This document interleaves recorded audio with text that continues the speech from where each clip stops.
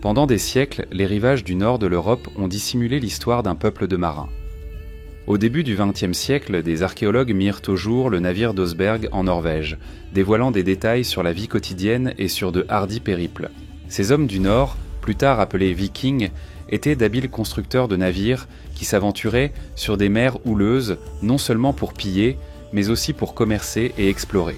Les récits anciens les dépeignaient souvent comme de redoutables envahisseurs, mais des découvertes récentes révèlent qu'ils respectaient des lois complexes, célébraient des rites religieux élaborés et ont laissé des œuvres d'art foisonnantes. Voici l'histoire de l'ère viking, une époque qui transforma à jamais le destin de l'Europe.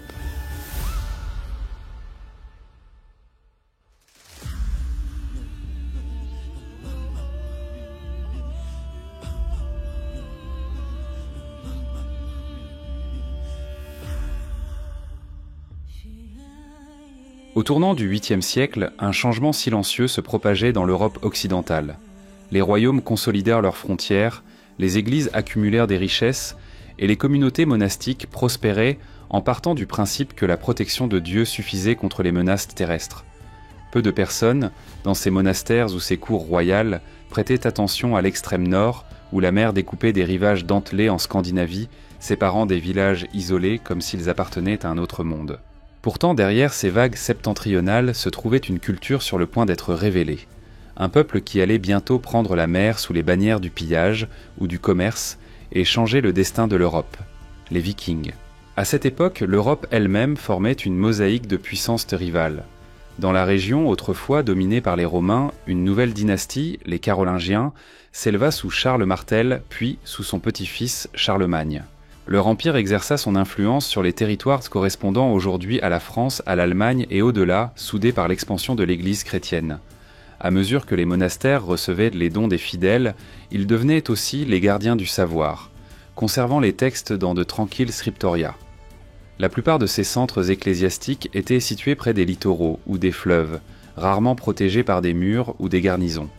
Ils attiraient pèlerins, érudits et clercs itinérants, mais rarement des soldats. Peu de souverains jugeaient-ce nécessaire de fortifier lourdement ces enclaves sacrées. De l'autre côté de la Manche, l'Angleterre était loin d'être unifiée. Des royaumes tels que la Northumbrie, la Mercie et le Wessex se disputaient la suprématie. Les familles aristocratiques recouraient aux alliances, aux mariages ou aux batailles pour faire pencher l'équilibre des pouvoirs. Le christianisme y dominait également, porté par des rois qui construisaient des églises et des monastères ou accueillaient des missionnaires étrangers. Et pourtant, tandis que ces royaumes se concentraient sur les intrigues continentales ou leurs querelles locales, une certaine fragilité gagnait leurs côtes. La mer d'Irlande, quant à elle, baignait des rivages constellés de monastères en Irlande, lesquels abritaient un immense talent artistique. En témoignent les manuscrits enluminés qui les rendirent légendaires. Mais ces sites isolés recelaient aussi des trésors sans surveillance. Dans toute cette trame de l'Europe chrétienne, de l'Empire franc aux terres gaéliques, régnait un sentiment de sécurité relative. Les menaces terrestres avaient façonné l'essentiel des défenses, et les raids maritimes étaient presque inconnus à ces latitudes. La Scandinavie se trouvait à la lisière septentrionale de tout cela, au-delà des principaux corridors de l'influence chrétienne. Elle n'était cependant pas coupée du commerce. Des marchands scandinaves échangèrent déjà des fourrures et de l'ambre avec des négociants baltes et frisons. Ces peuples maritimes suivaient encore leurs propres dieux et leurs lois locales. Ils ne possédaient ni vaste cathédrale, ni capitale tentaculaire comme celle qui naissait dans les terres franques. Le pouvoir se concentrait plutôt dans de petites entités. Des roitelets ou chefs dirigeaient des communautés fondées sur le clan, chacune avec ses alliances et ses querelles. Les ressources dépendaient d'un environnement rude. Dans de nombreuses régions, les terres arables étaient rares, et la pêche ou la construction navale remplacèrent la grande agriculture qui prospérait au sud de la Baltique. Leur identité culturelle reposait sur la parenté, la tradition orale et une vénération commune pour des dieux tels que Thor ou Odin. Aucun chroniqueur des cours d'Europe ne comprenait vraiment que ces clans lointains détenaient un atout capital, dissimulé dans leurs hangars à bateaux, des navires capables de traverser les mers ouvertes plus rapidement que tout ce que leurs voisins connaissaient. Dotés de cette mobilité, ces marins du Nord allaient bientôt surgir là où aucune armée n'était attendue, sur le seuil de monastères sans méfiance. La prospérité et la fragilité politique de l'Europe chrétienne constituaient en réalité une invitation. Vers la fin du 8e siècle, une tempête parfaite se préparait, prête à unir la maîtrise maritime scandinave à la découverte soudaine de richesses des faciles qu'on au loin. Lorsque les premières voiles vikings apparurent à l'horizon, l'effet fut rapide et surprenant. Si éloignés qu'ils fussent, les Norrois affinaient depuis longtemps l'art de la navigation et forgeaient les liens sociaux qui allaient les pousser à chercher fortune ailleurs. Ce qui paraissait être une terre périphérique de chefs païens allait bientôt façonner le destin des rois, des clercs et du peuple.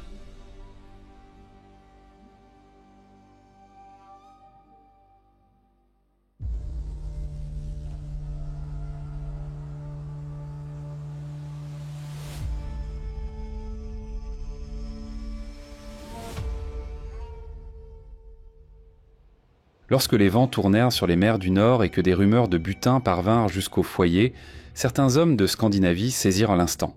C'étaient des files de paysans, des marins aguerris, ou peut-être les parents éloignés de Roitelet, des gens impatients d'aventure et de richesse au-delà de leurs fjords isolés. Au début, ils ne se donnaient aucun nom particulier. Certains décrivaient le fait de partir en viking comme l'idée de traverser la mer pour gagner sa vie, que ce fût par le commerce ou par le pillage. Avec le temps, les étrangers les rangèrent tous sous le même mot, viking, un terme appelé à survivre longtemps après que le dernier pillard eut rangé ses armes.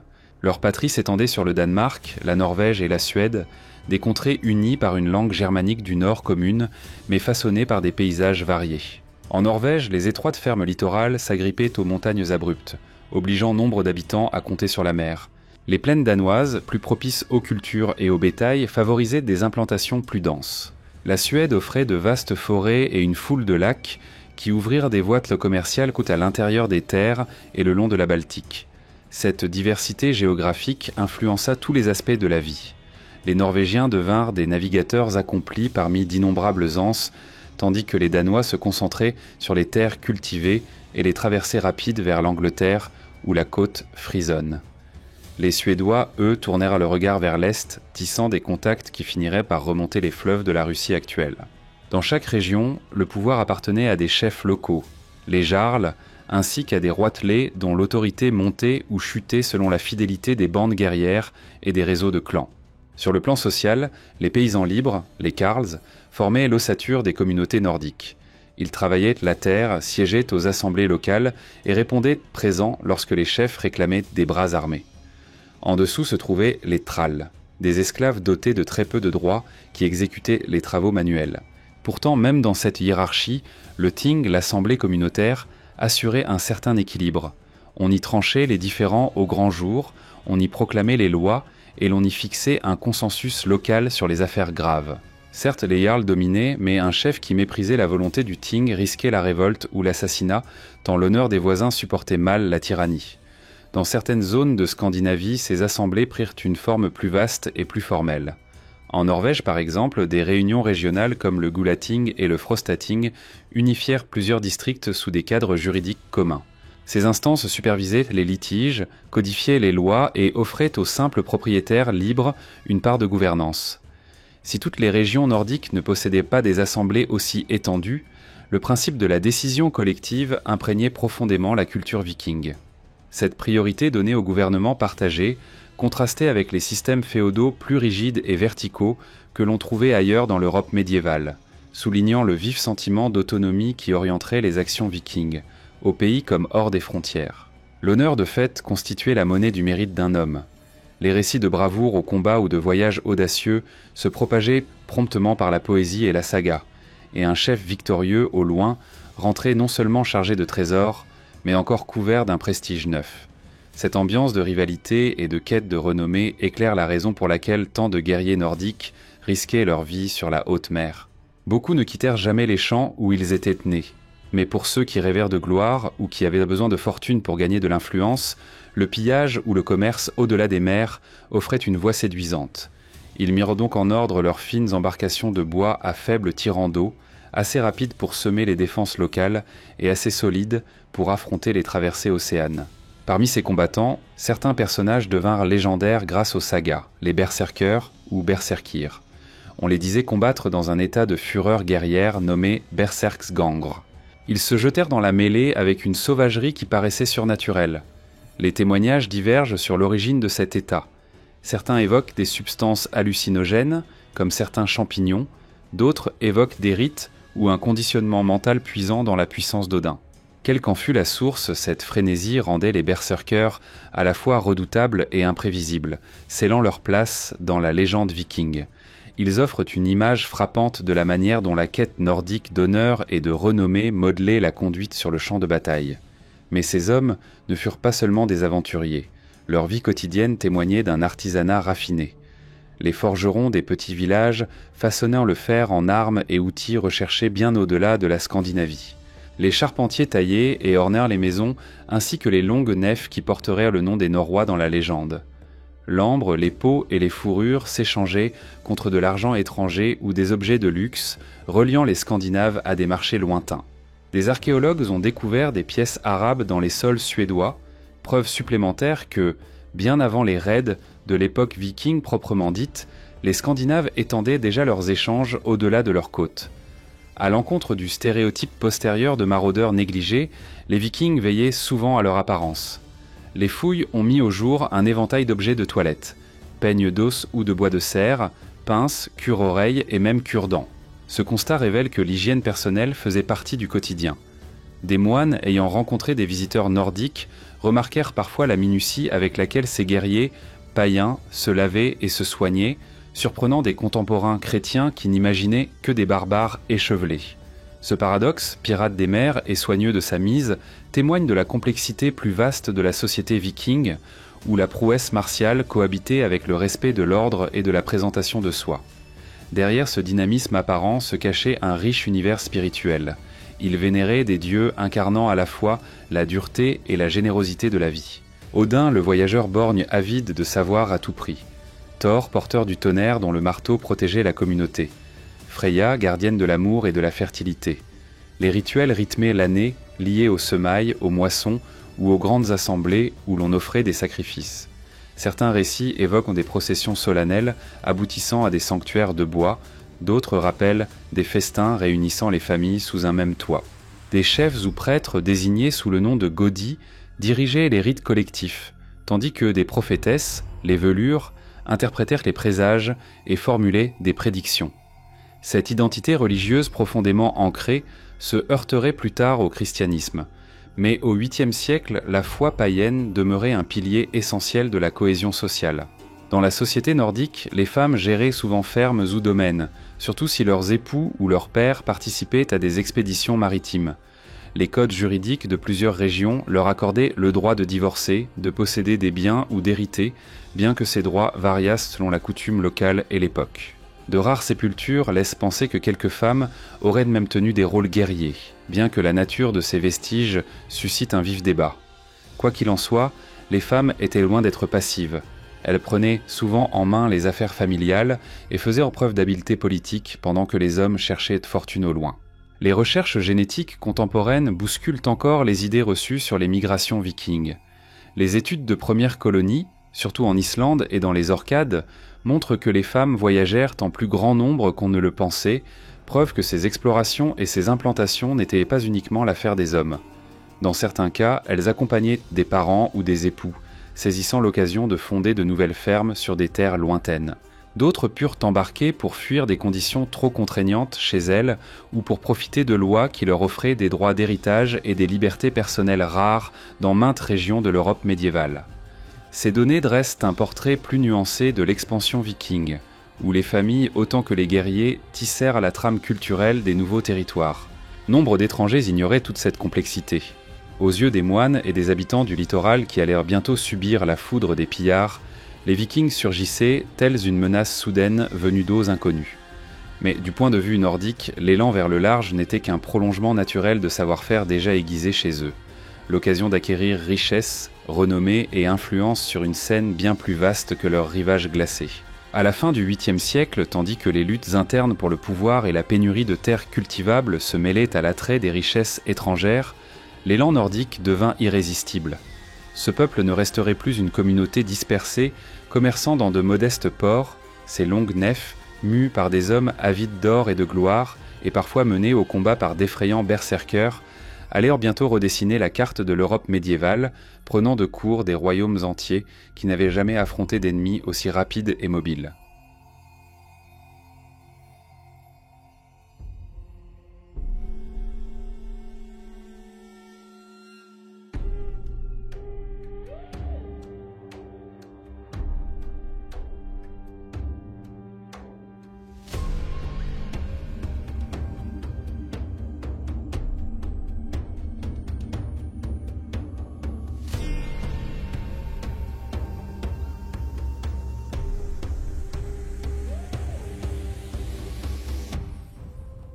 Vers la fin du 8e siècle, de rares murmures parcouraient les rivages scandinaves, évoquant des raids plus lointains, de brèves incursions en terre frisonne ou baltique qui mettaient à l'épreuve le courage autant que la ruse des marins nordiques. Ces premières expéditions restaient modestes, menées par quelques chefs coincés entre des rivaux locaux et la pénurie de terres arables. Le cadet d'un jarl, exclu de l'héritage, pouvait rassembler une poignée de compagnons, frapper une bourgade sans défense de l'autre côté de la mer, puis rentrer avec de l'argent ou du bétail. Un tel butin renforçait son prestige au pays, alimentant à la fois son ambition personnelle et la curiosité des témoins qui comprenaient que les eaux incertaines constituaient un obstacle moindre qu'ils ne l'avaient cru. Plus au sud, dans les royaumes des Francs et des Anglo-Saxons, rares étaient les souverains qui possédaient une flotte ou même l'esprit d'anticiper des menaces venues du large. La dernière grande puissance maritime de la région avait été Rome, des siècles plus tôt, et aucune tour de guet ne surveillait les accès des bourgs ou des monastères chrétiens. Certes, quelques chroniques mentionnaient parfois des navires païens, mais ces allusions suscitaient peu d'intérêt. La plupart des dirigeants francs ou anglo-saxons étaient absorbés par des urgences plus proches, guerres locales, querelles de succession, alliances conclues et rompues à vive allure. Leur regard restait tourné vers l'intérieur des terres, ignorant que de petites flottes de longs navires de bois agiles exploraient déjà au-delà des côtes peu profondes de Scandinavie. Dans les patries nordiques, la conjonction de plusieurs pressions poussait la population vers la mer.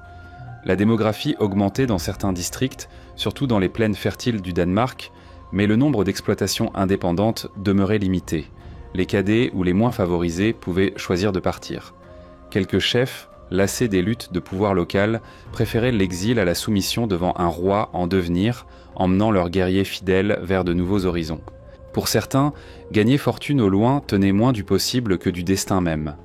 Les archipels des Orcades et des Shetland, au nord des îles britanniques, servirent de tremplin à ceux qui osaient affronter les mers extérieures. Des indices laissent penser que des Norrois s'établissaient déjà sur ces îles avant les premiers raids d'envergure. Par-dessus les flots battus par les tempêtes, des récits parcouraient les foyers, parlant de voies navigables menant vers des richesses sans défense dans les pays du Sud. Au cœur de ces ambitions se trouvait l'évolution de la construction navale nordique. Dans les villages danois et norvégiens, les charpentiers perfectionnaient la coque à clinker, superposant les planches afin que le navire plie sur la vague tout en restant étanche. Les guerriers, habitués dès l'enfance à pêcher et à naviguer dans les fjords, adoptaient naturellement les traversées hauturières. Des capitaines explorateurs éprouvaient de nouvelles voilures, apprenant à louvoyer contre le vent et à ramer vite lorsque la brise tombait.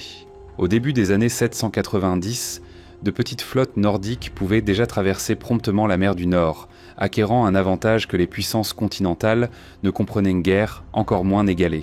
Ce n'était pourtant pas la seule méthode de construction qui conférait l'ascendant aux Vikings. Diverses classes de navires, chacune adaptée à une fonction précise, élargissaient encore l'horizon des marins scandinaves. Le knarr à coque large, par exemple, servait surtout au commerce.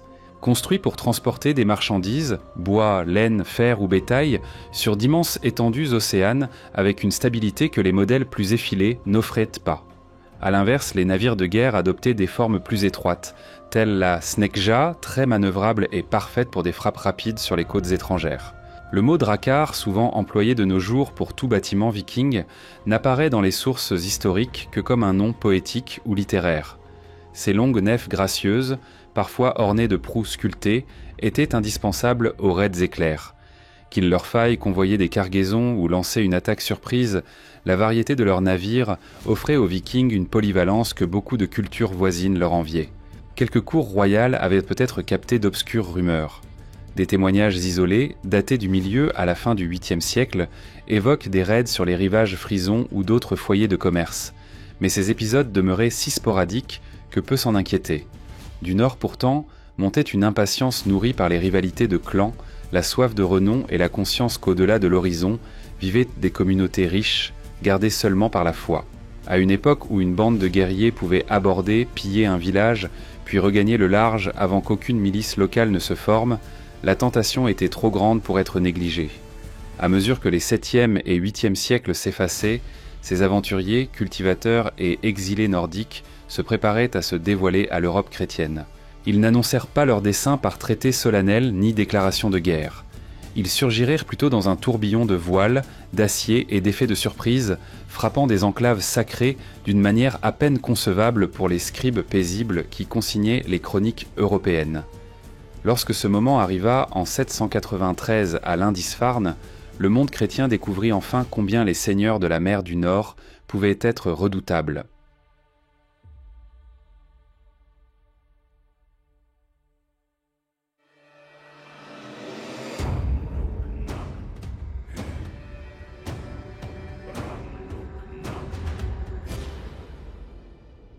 Un vent doux glissa le long de la côte northumbrienne en un jour qui dut paraître ordinaire aux moines installés sur l'île de Lindisfarne. À l'aube, ils se levèrent peut-être pour la prière ou pour soigner les manuscrits de leur scriptorium. Depuis longtemps, Lindisfarne rayonnait comme un phare spirituel à l'extrême nord de l'Angleterre, renommé pour ses évangéliaires enluminés et son refuge de savoir.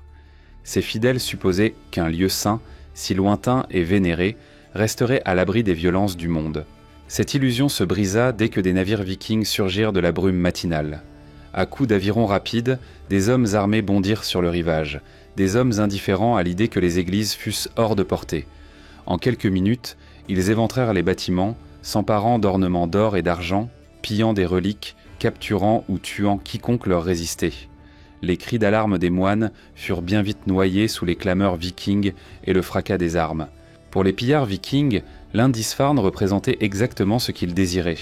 Un entrepôt de richesses sans défense, où des manuscrits sertis de couvertures précieuses et des vases liturgiques finement sculptés pouvaient rapporter une fortune au pays. Le bruit se propagea sans tarder.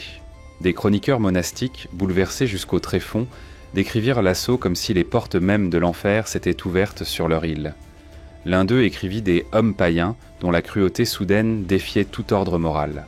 Alcuin d'York, érudit expatrié dans l'empire de Charlemagne, rédigea des lettres angoissées demandant comment un tel mal avait pu frapper un sanctuaire chrétien.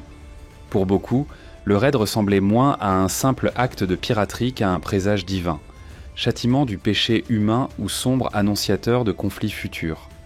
Du point de vue viking, le succès de Lindisfarne démontrait que même le cœur spirituel d'un royaume demeurait vulnérable si aucune armée ne se tenait pour le défendre. Ce triomphe immédiat gonfla les coffres des pillards de butin et leur réputation de gloire. Bien que leur nombre fût modeste, ils rapportèrent un récit puissant. Par-delà la mer, des monastères regorgeant d'or et de trésors sacrés restaient ouverts à qui voulait les prendre. De cette manière, Lindisfarne agit comme une fusée de détresse pour d'autres chefs avides de revendiquer des terres lointaines. Pour l'Europe, Lindisfarne introduisit une peur nouvelle. Jadis, on attendait surtout les menaces à cheval, venant par la terre. Désormais, l'ennemi arrivait par l'eau, si soudainement que les forces locales n'avaient pas le temps de se rassembler. Les défenses côtières étaient de quasi inexistantes, laissant villes et surtout monastères dangereusement exposés. Au fil des mois et des années suivant 793, les dirigeants d'Angleterre et des territoires francs s'efforcèrent de comprendre l'ampleur du danger. Certains construisirent des fortifications près des rivières et des estuaires, tandis que d'autres tentèrent des alliances ou offrirent des pots de vin. Pourtant, alors qu'ils commençaient à réagir, la stratégie viking évoluait. En s'infiltrant dans des ports différents chaque saison et en choisissant les cibles qui semblaient les plus faciles à exploiter, les pillards maintenaient leurs ennemis dans l'incertitude. Lindisfarne ne fut donc pas qu'une attaque brutale contre un monastère paisible. Ce fut la scène d'ouverture d'une saga qui mettrait à l'épreuve les royaumes d'Europe et sèmerait la peur sur chaque rivage.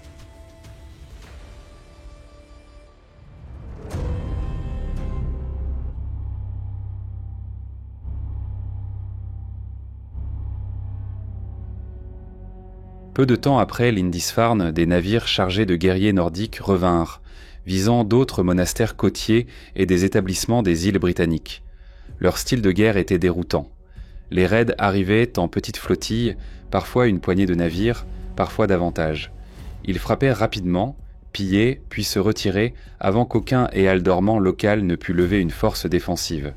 Ces frappes fulgurantes ressemblaient au flux et au reflux de la marée, laissant les communautés meurtries et incertaines du prochain débarquement.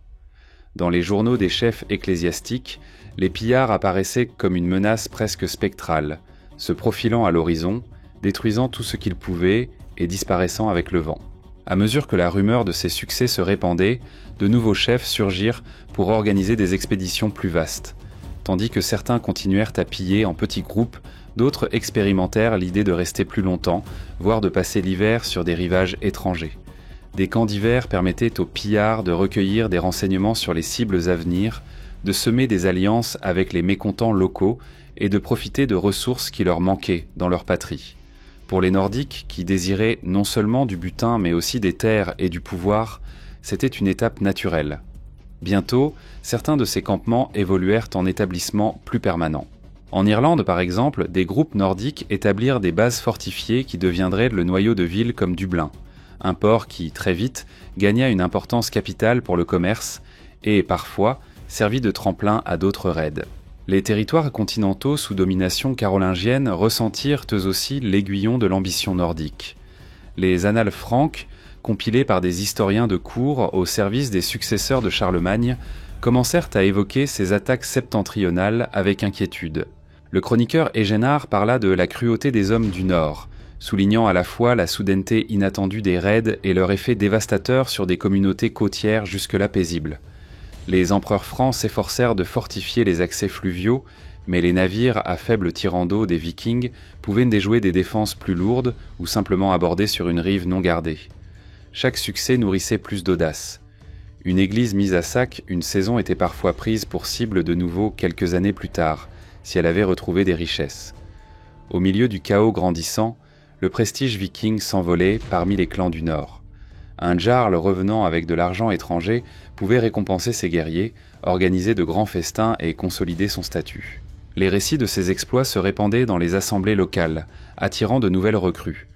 Pour de jeunes paysans nordiques aux récoltes maigres sur des terres rocailleuses, la perspective de rejoindre une bande de guerre en quête de butin rapide devenait une alternative séduisante. Bien que le monde chrétien dénonçât ces hommes comme des pirates, les Vikings eux-mêmes valorisaient l'audace et l'habileté en mer. Leurs chefs voyaient chez les raids comme un moyen d'enrichissement, pas nécessairement comme une guerre sainte, tandis que les ecclésiastiques, citant l'Écriture, les considéraient comme des fléaux païens, une affliction venue d'au-delà de la grâce de Dieu. Au début du IXe siècle, les raids côtiers étaient devenus monnaie courante dans certaines parties de l'Angleterre, de l'Irlande et des terres franques. Certains souverains payaient tribut ou rançon pour tenir les Vikings à distance, pour découvrir bientôt que ces richesses attiraient généralement plus de navires.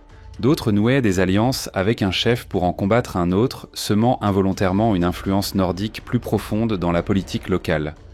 Les raiders vikings se familiarisaient avec les rivalités régionales, allant parfois jusqu'à dresser un royaume contre un autre afin d'obtenir de meilleures conditions de peuplement ou une infiltration accrue. Dans certains monastères, les moines se cramponnaient aux reliques et cherchaient refuge à l'intérieur des terres, tandis que des scribes rédigeaient des lamentations sur un monde bouleversé. La scène était prête pour des troubles encore plus grands. Au fur et à mesure que le IXe siècle avançait, des bandes de guerre errantes s'uniraient pour former des armées redoutables, désormais insatisfaites de simples razzias et décidées à s'emparer de régions entières. Aucun recoin des îles britanniques, ni même de la côte atlantique, ne resterait intact. Confrontés à ces nouvelles menaces, les royaumes chrétiens se retrouvaient dans une position précaire, contraints d'adapter leur défense ou de risquer l'extinction. Les premières vagues d'activité viking avaient éprouvé que de petites flottilles rapides pouvaient semer le chaos. La phase suivante apporterait quelque chose d'encore plus inquiétant. Des invasions à grande échelle, des occupations toute l'année et la fondation de bastions nordiques profondément à l'intérieur des terres, une transformation qui modifierait durablement la carte politique de l'Europe.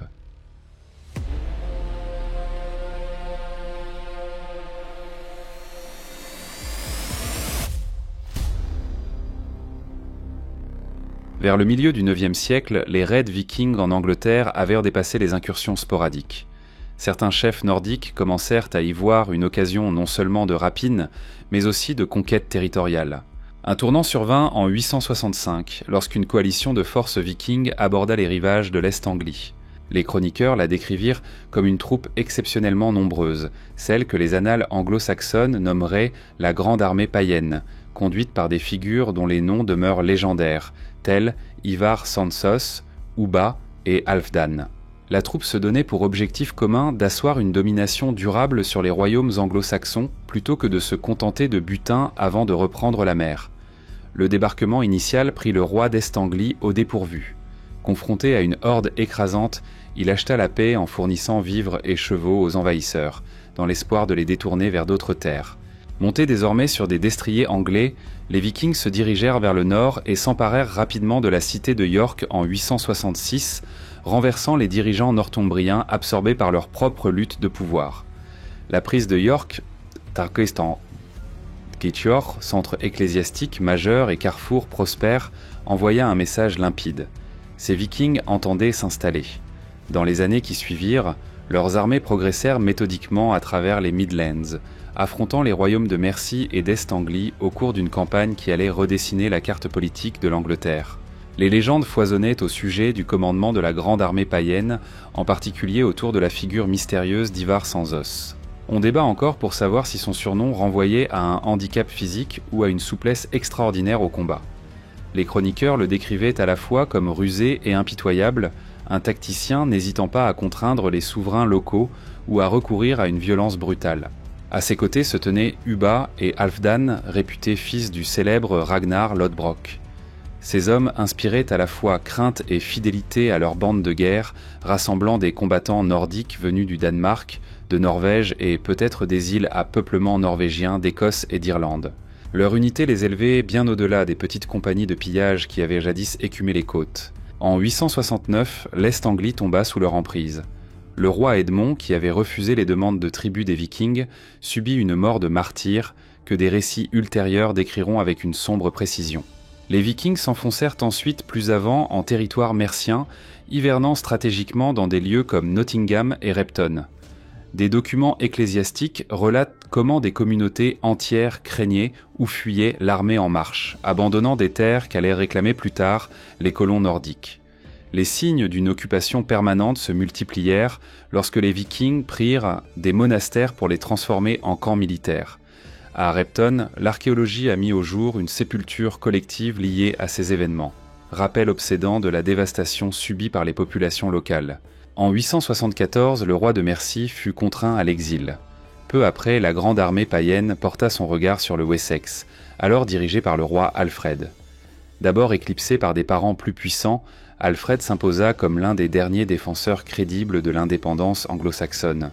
Il se trouva presque constamment en position défensive, s'efforçant de préserver le territoire du Wessex et de forger des alliances avec les ealdormen locaux pour enrayer l'avancée nordique. Se repliant un temps dans les marais du Somerset, Alfred organisa une campagne de guérilla depuis les bourbiers d'Athelney. Les Nordiques, redoutables en bataille rangée, éprouvaient des difficultés à manœuvrer dans ces terres spongieuses, offrant à Alfred un répit pour se regrouper et préparer une contre-attaque. La confrontation décisive eut lieu en 878 lors de la bataille d'Eddington. Les forces d'Alfred vainquirent une armée viking menée par Guthrum, l'un des rois nordiques qui avait pris la tête d'une partie de la grande armée païenne. Plutôt que d'anéantir les envahisseurs, Alfred conclut un traité pragmatique. Guthrum accepta le baptême, marquant un basculement cérémoniel vers l'allégeance chrétienne. En retour, les Nordiques conservaient la maîtrise d'une vaste bande de l'est de l'Angleterre. Cette région fut bientôt connue sous le nom de Danelag, où les lois et coutumes des colons danois primaient sur celles du Wessex. York, rebaptisée Jorvik, devint une capitale nordique essentielle, et d'autres cités de l'Est passèrent sous gouvernement viking. La langue nordique, le droit nordique et de nouvelles formes de tenure foncière s'enracinèrent, se mêlant aux usages anglo-saxons pour engendrer un mélange culturel unique qui perdura des générations. L'un des témoins les plus durables de cette fusion demeure visible sur les cartes actuelles du nord et de l'est de l'Angleterre. De nombreux toponymes de l'ancien Danelag portent des suffixes vieux norrois tels by comme Derby ou Whitby ou Thorpe comme Scunthorpe, témoignant de l'empreinte linguistique laissée par les colons nordiques. Le suffixe baby asetar Ulshishbi provient du vieux norrois signifiant une ferme ou un village, tandis que torp désignait un hameau périphérique. Au-delà des noms de lieux, la langue anglaise elle-même a absorbé d'innombrables mots d'origine nordique, y compris des termes courants comme sky, skirt, egg et Angers. Avec le temps, ces emprunts remodelèrent le vocabulaire du moyen anglais, enrichissant la langue d'une manière qui la distingua des autres langues germaniques. Bien longtemps après le départ des armées vikings, leur héritage linguistique subsista dans la parole des populations locales et sur les panneaux qui jalonnent la campagne. Bien que la grande armée païenne n'ait pas conquis toute l'Angleterre, elle reconfigura radicalement le paysage politique de l'île. Le monde anglo-saxon, autrefois morcelé en plusieurs royaumes, se rassembla désormais autour du Wessex sous la conduite d'Alfred. À l'est, le Danelag devint un bastion nordique doté de ses propres jarls et codes juridiques. Cette partition alimenterait guerres et traités pendant des décennies, façonnant l'avenir de l'Angleterre. Pour les Vikings, le succès de la grande armée païenne démontra jusqu'où ils pouvaient porter leurs ambitions. Ils étaient passés du pillage de monastères à l'édification de nouvelles sociétés sur des terres conquises, prouvant que leur influence pouvait se révéler aussi durable qu'effrayante.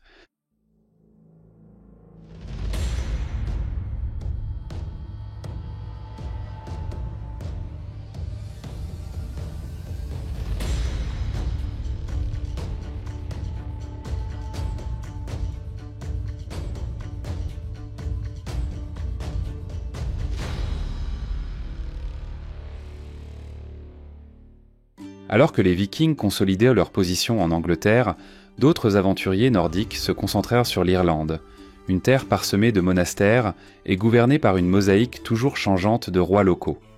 Les premières incursions sur les rivages irlandais avaient recommencé avant Lindisfarne, mais vers le milieu du IXe siècle, certaines bandes de guerre nordiques décidèrent de rester, établissant des camps fortifiés appelés Longfort. L'une des premières bases de taille vit le jour à Dublin vers 841, et elle se transforma rapidement en un établissement animé grâce à son port, en eau profonde, et à sa situation stratégique. À mesure que de nouveaux capitaines nordiques arrivaient, Dublin devint un aimant pour le commerce des esclaves, de l'argent et des articles de luxe.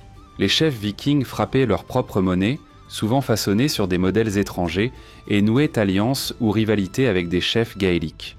Au fil du temps, les mariages mixtes engendrèrent une culture nordique gaélique visible dans l'art, les noms personnels et même la conception des armes.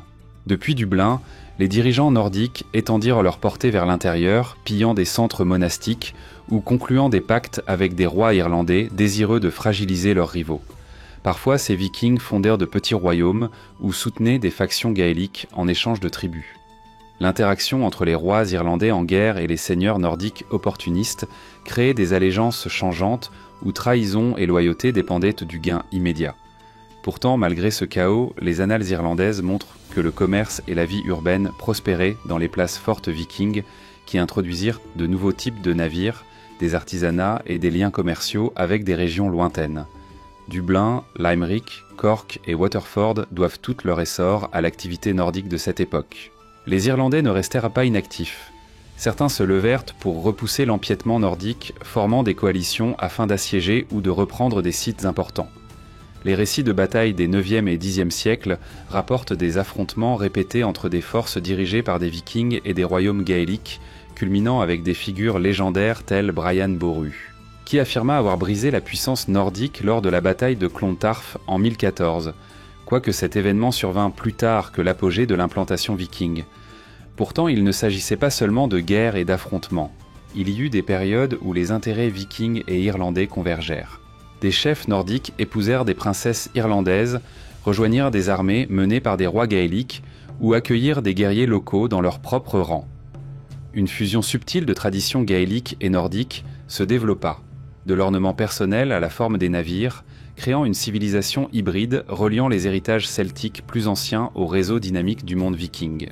Pendant ce temps, une autre branche des Vikings se tourna vers la Francie et laissa un héritage durable le long de la basse Seine. Dans un royaume secoué par des luttes internes après la mort de Charlemagne, des navires nordiques remontèrent audacieusement les grands fleuves, saccageant villes et monastères.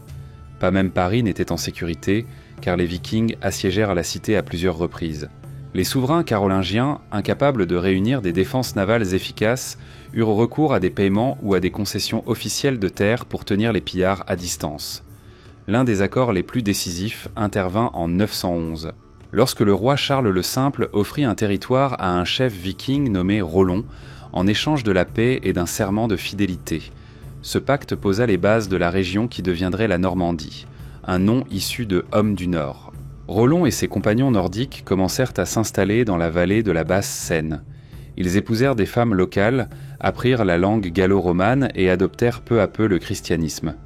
En quelques générations, il en résulta une culture mêlant l'audace scandinave aux cadres féodaux francs, cultivant la cavalerie et la construction de châteaux.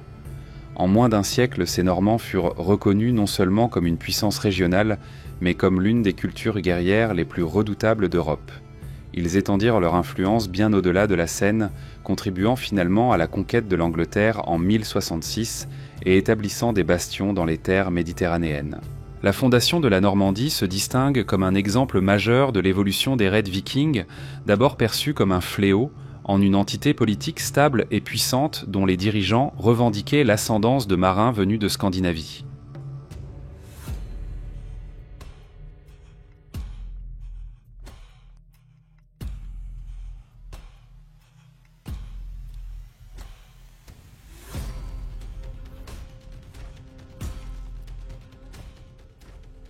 Au cours des mêmes décennies où les Vikings s'ancraient dans les îles britanniques et le long des fleuves francs, une autre vague de migration se dirigea vers l'ouest, dans l'Atlantique Nord.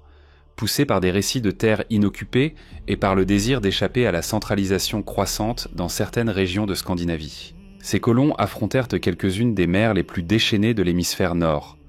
Leurs voyages dépassèrent les îles britanniques pour atteindre les confins du monde connu, fondant des établissements là où aucun Européen n'avait encore tenté de cultiver.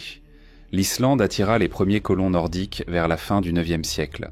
Selon les sagas islandaises rédigées plus tard, le premier habitant permanent fut Ingolfr Arnarson, qui choisit un site près de l'actuel Reykjavik, après avoir lancé ses piliers de haute siège à la mer, en jurant de bâtir là où il toucherait terre. D'autres suivirent bientôt, beaucoup fuyant apparemment les efforts d'unification du roi Harald de Belle Chevelure en Norvège, lequel exigeait la loyauté de chefs peu enclins à se soumettre à un souverain unique. Les nouveaux arrivants trouvèrent les paysages volcaniques d'Islande à la fois austères et, dans les basses terres, étrangement fertiles pour le pâturage des moutons et du bétail. En quelques décennies, assez de colons s'y étaient installés pour fonder l'Althing vers l'an 930. Cette assemblée faisait office de parlement national où l'on arbitrait les différends et récitait les lois. Dans un pays sans roi, chaque chef conservait son autorité locale, mais les décisions juridiques cruciales se prenaient collectivement lors de ces réunions annuelles. Des sagas composées en Islande des générations plus tard ont conservé le récit des querelles, des explorations et des généalogies, offrant un portrait vivant d'une société nordique transplantée dans un cadre rude. Au-delà de l'Islande, les explorateurs allèrent plus loin encore. Éric le Rouge, exilé de Norvège puis d'Islande pour des disputes sanglantes, partit vers l'ouest à la fin du Xe siècle et aperçut une vaste terre glacée. Choisissant le nom de Groenland pour attirer les colons, il revint avec assez de volontaires pour fonder 2 principales colonies sur la côte sud-ouest de l'île. Malgré des hivers implacables, ces communautés nordiques établirent des fermes et même un évêché, exportant l'ivoire de morse et des fourrures vers l'Europe en échange d'outils de fer et d'autres nécessités. Les vestiges archéologiques révèlent des maisons de pierre et de tourbes solides, ainsi que des églises qui témoignent d'un engagement durable envers le culte chrétien dès le début du XIe siècle. Au fil des siècles suivants, les colonies du Groenland oscillèrent entre survie précaire et déclin lent, disparaissant finalement à la fin du Moyen Âge sous l'effet des changements climatiques et de l'isolement. Les voyages les plus audacieux franchirent toutefois le dernier bras de mer entre le Groenland et l'Amérique du Nord. Vers l'an 1000, Leif Erikson, fils d'Éric le Rouge, atteignit des terres qu'il nomma Helluland, Markland et Vinland, que l'on identifie généralement à l'île de Baffin, au Labrador et à Terre-Neuve.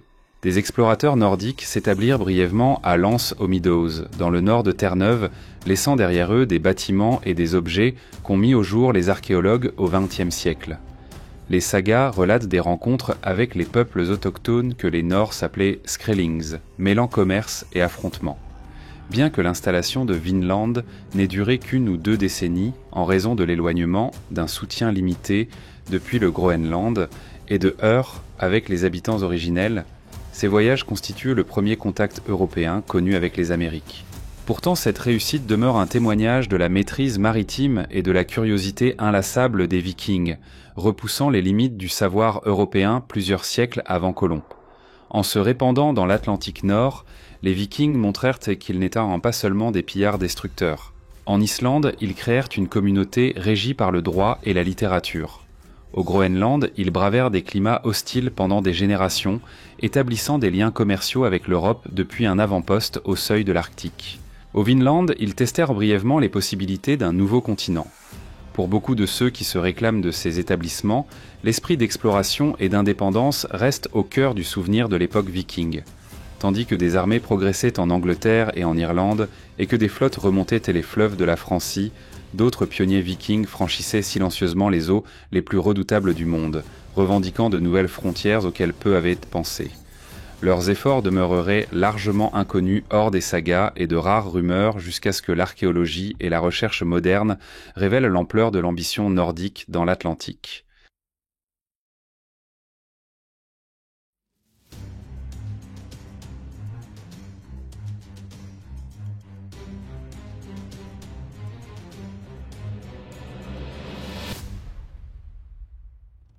Alors que certaines bandes guerrières nordiques écumaient les côtes de l'Atlantique, d'autres tournèrent leur regard vers l'Est, descendant les fleuves qui traversaient les immenses étendues de ce qui deviendrait la Russie, l'Ukraine et bien plus loin encore. La plupart de ces aventuriers provenaient de l'actuelle Suède et recherchaient le commerce et les occasions de prospérer plutôt qu'une conquête totale. Ils suivaient des voies d'eau comme le Dniepr et la Volga, dans de solides dracars adaptés à la navigation fluviale, faciles à ramer contre les courants paresseux et assez légers pour être portés autour des rapides dangereux. Tout au long de ces itinéraires, les Nordiques rencontrèrent des communautés finno-ougriennes et slaves, troquant des fourrures, de la cire et du miel contre l'argent et les étoffes qui arrivaient goutte à goutte du monde islamique et de Byzance. Avec le temps, ces marchands, que certaines chroniques appellent Vareg, fondèrent ou prirent le contrôle de places clés destinées à devenir de premiers noyaux urbains. Staraya Ladoga, que les Nordiques nommaient Aldeiksjöborg, devint un bastion essentiel près du lac Ladoga, et Novgorod, Holmgar, dans leur langue, s'éleva plus au sud, jouant le rôle de portier vers des réseaux fluviaux plus profonds. Même si les habitants se heurtaient parfois à ces étrangers, des alliances pouvaient naître. Selon des récits postérieurs, un chef nordique nommé Rurik s'installa à Novgorod vers 862, fondant une lignée qui étendit son autorité jusqu'à Kiev. À la fin du IXe siècle, le prince Oleg s'empara de Kiev sur le Dniepr, érigeant un bastion qui commandait l'accès à la mer Noire. Ainsi naquit la roue de Kiev, entité politique tissée de fils scandinaves, slaves et d'autres origines. Depuis Kiev, les princes nordiques conduisirent des expéditions vers le sud, visant les riches marchés de Constantinople, Miklagar en vieux norrois, et ceux des califats islamiques. Des traités commerciaux conclus avec Byzance autorisaient ces Varegs à négocier dans la capitale impériale. Parfois cependant, ces missions tournaient au pillage. Les chroniques mentionnent des flottes roues attaquant Constantinople, ou des villes côtières lorsque les pourparlers échouaient.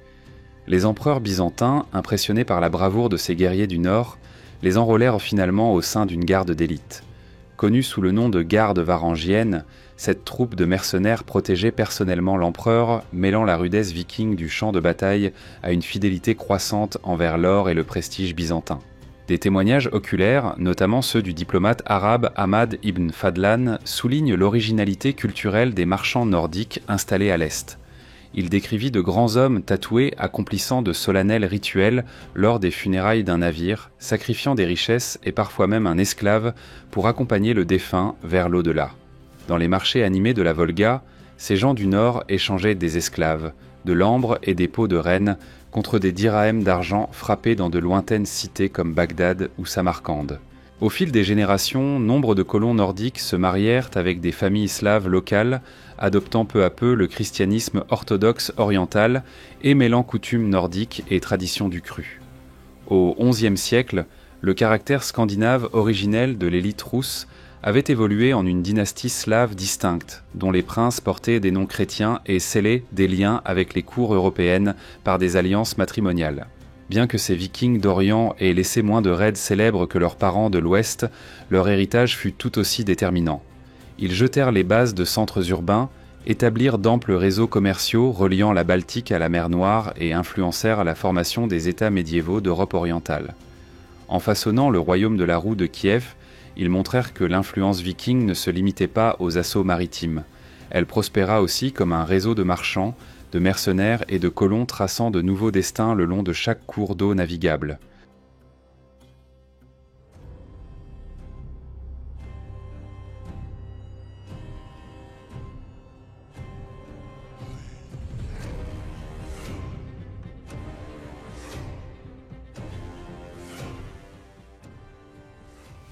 Au début de l'époque viking, les croyances païennes guidaient la vie des Nordiques, reliant les communautés aux divinités telles qu'Odin, Thor et Freya. Les inhumations navales, les sacrifices d'animaux et l'observance minutieuse des rites saisonniers faisaient partie intégrante du maintien de la bonne fortune. Mais vers la fin du Xe, puis au début du XIe siècle, le paysage religieux de la Scandinavie se transforma radicalement.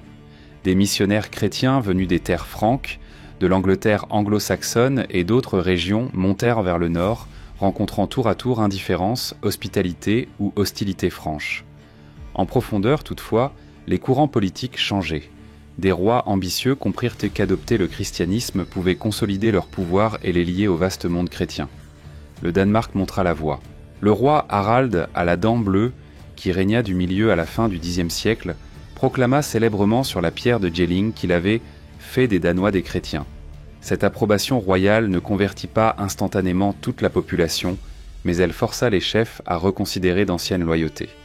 Des églises surgirent près des anciens lieux de culte, et les pierres runiques commencèrent à invoquer le Christ plutôt que Thor.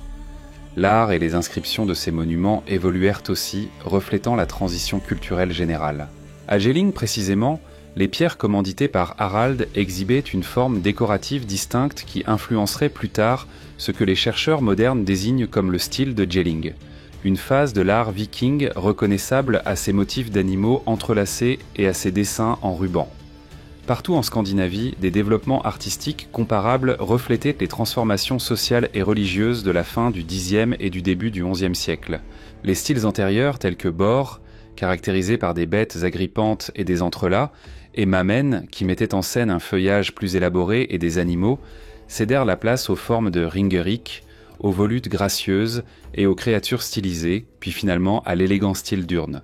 Reconnaissable à ces animaux filiformes et serpentins enlacés dans des motifs fluides, cette esthétique apparaissait non seulement sur les pierres runiques, mais aussi sur le métal, les sculptures de bois et les objets du quotidien, montrant que l'art pouvait servir de pont entre symbolisme païen et christianisme. Même lorsque les souverains vikings adoptèrent les nouvelles pratiques religieuses, ils conservèrent le goût de l'ornementation complexe, honorant les anciennes traditions artisanales, tout en intégrant l'imagerie chrétienne. L'histoire de la Norvège fut plus tumultueuse. Les premiers convertis, tels Håkon le Bon, peinèrent à imposer la nouvelle foi, affrontant l'opposition farouche de chefs attachés aux dieux ancestraux. Des rois plus résolus comme Olafr Tryggvason et Olafr Haraldsson, ultérieurement vénérés sous le nom de Saint Olaf, Ukrotetesio Tsalessar, appela ce recours à la diplomatie autant qu'à la coercition brute pour briser la résistance païenne. Les sagas racontent Olafr Tryggvason descendant la côte, contraignant les dirigeants locaux à accepter le baptême sous peine d'exécution. Bien que ces méthodes fussent sévères, nombre de communautés reconnurent finalement la nouvelle religion soutenue par l'autorité royale. Après la mort d'Olafr Tryggvason, la résistance s'enflamma de nouveau, mais Olafr Haraldsson poursuivit la mission, et sa sainteté posthume fortifia l'identité chrétienne en Norvège au point que, vers le milieu du XIe siècle, les grands rites païens avaient presque disparu. Le processus fut plus lent en Suède, où l'antique temple d'Uppsala restait un centre renommé du culte nordique. Les rois qui embrassaient le christianisme se heurtaient souvent au retour de bâton des factions païennes. Le conflit atteignit un tournant dramatique lorsque le temple fut, dit-on, détruit vers la fin du XIe siècle par le roi Ing l'Ancien, symbole de l'effondrement définitif des grands cultes païens. À l'an 1100, La religion officielle du Danemark, de la Norvège et de la Suède était chrétienne, fut-elle pratiquée de façon inégale dans les districts reculés. Cette mutation d'ensemble transforma la société scandinave. Les jarls querelleurs se virent soumis à des monarques désormais liés aux structures ecclésiastiques internationales. Le commerce des esclaves déclina peu à peu, l'asservissement de coreligionnaires rencontrant une condamnation croissante. Les lois ecclésiastiques réformèrent les coutumes matrimoniales et les droits d'héritage, modifiant la place des femmes dans certains domaines. La culture latine écrite compléta les anciennes traditions runiques, permettant aux rois de tenir des archives plus systématiques. Certaines pratiques vikings, inhumation navale, raids de grande ampleur et vénération ouverte des divinités nordiques, commencèrent à se dissoudre dans la mémoire. Pour l'Europe dans son ensemble, la christianisation requalifia les Scandinaves, transformant d'anciens pilleurs païens en alliés potentiels, partenaires commerciaux, voire participant à de plus vastes entreprises comme les pèlerinages et les croisades. Ces changements ne se produisirent ni uniformément ni sans conflit. Pourtant, au XIe siècle, la métamorphose était indéniable, et les sociétés qui avaient autrefois engendré les raideurs en route pour l'Indisfarne se présentaient désormais comme des royaumes européens prêts à se hisser aux normes politiques et religieuses de leurs voisins méridionaux.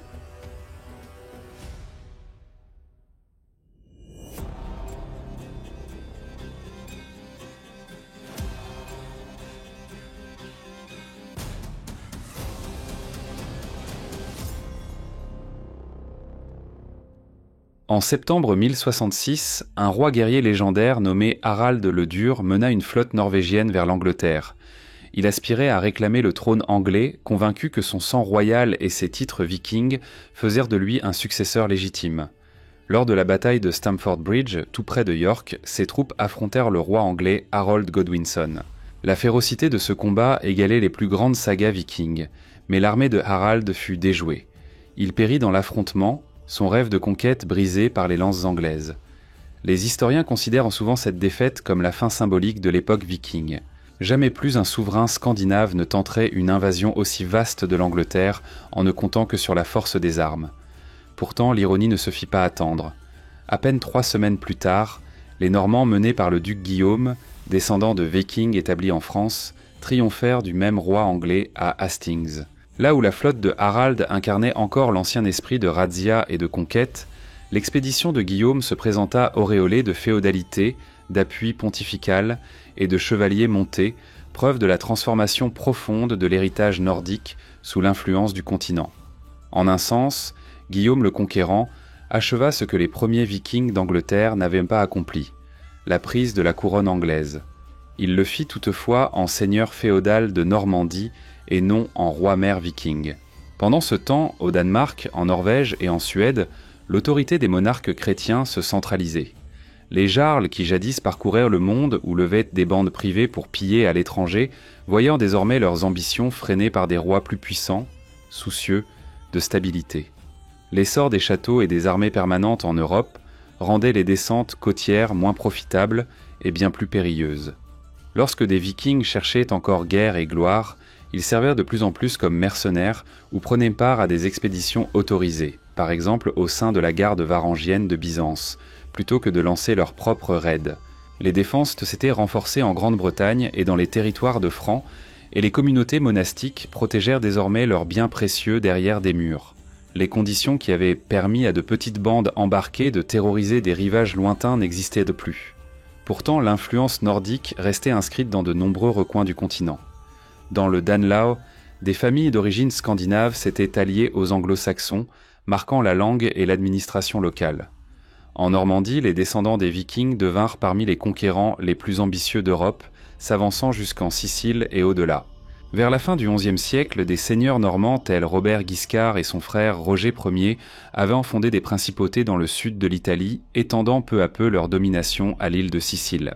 Là, ils mêlèrent héritage latin, grec et arabe, fondant un royaume multiculturel et florissant. Plus tard, des princes normands prirent part à la première croisade, emportant avec eux un éthos guerrier qui puisait en partie dans leur héritage viking. Des figures comme Bohémond de Tarente, fils de Robert Guiscard, dirigèrent des contingents normands en Terre Sainte, renforçant leur réputation de soldats redoutables et de chefs avisés. Dans les îles d'Écosse, les Orcades et certaines régions d'Irlande, la culture noro-gaélique prospéra durant des siècles, influençant l'art, la politique et le commerce. Mais l'époque des seigneurs païens surgissant sur les rivages chrétiens en quête de trésors et de renommée s'était éteinte.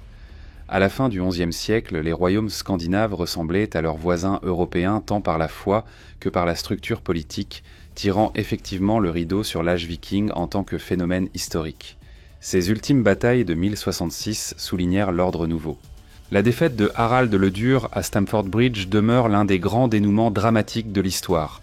L'ultime résistance de l'ancien esprit de raid face à une Angleterre dotée de tactiques affinées et d'un roi compétent. Avant la fin de l'année, le succès normand à Hastings scella le destin de l'île. Ainsi, l'époque viking se conclut par un renversement, non par le triomphe d'une vaste armée nordique, mais par la victoire d'une dynastie qui devait son ascendance à des ancêtres vikings tout en étant devenue tout autre. L'héritage norrois persisterait dans la langue, la culture et les lignages, preuve qu'en quelques générations, des marins du Nord ébranlèrent puis remodelèrent l'Europe médiévale. De pillards à souverains, les Vikings laissèrent une empreinte que leurs premiers adversaires n'auraient jamais imaginée. Leurs descendants de Normandie, depuis longtemps éloignés des dracars de bois, façonnèrent le destin de l'Angleterre puis s'étendirent vers la Méditerranée.